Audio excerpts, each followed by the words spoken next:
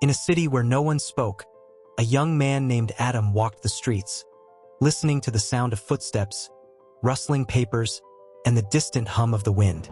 It was a strange city, where every human being communicated only through gestures and expressions. No voices, no words. Adam was a traveler, passing through this place on his journey to nowhere in particular. He had heard rumors about the Silent City, a place where people had abandoned speech long ago. No one knew why. Some said it was a punishment from the gods. Others believed it was a great experiment. But Adam had one question. Did silence make them wiser, or did it make them prisoners? As he wandered through the marketplace, he saw merchants bargaining without words, lovers exchanging silent glances, and children laughing without sound. Everything seemed peaceful, but something felt missing, like a song without melody. Adam tried speaking to an old man sitting by a well. "Why does no one speak?" he asked. The old man only smiled and pointed to his mouth, then to his heart, as if saying, "Words are not needed when the heart listens." Adam wasn't convinced. He walked further and saw a woman crying, her shoulders shaking, but no sobs escaped her lips. A man comforted her with a gentle hand on her back.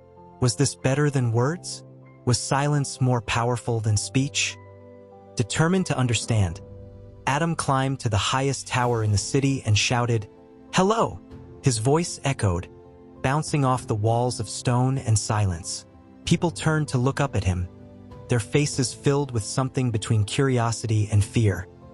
Then, a young girl in the crowd did something unexpected. She opened her mouth and whispered, "Hello!" It was just a whisper, but it was like thunder in the quiet world. The people gasped, their eyes wide with shock.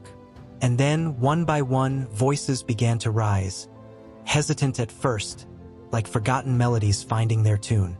Laughter, names, songs, sounds that had been buried in silence for years.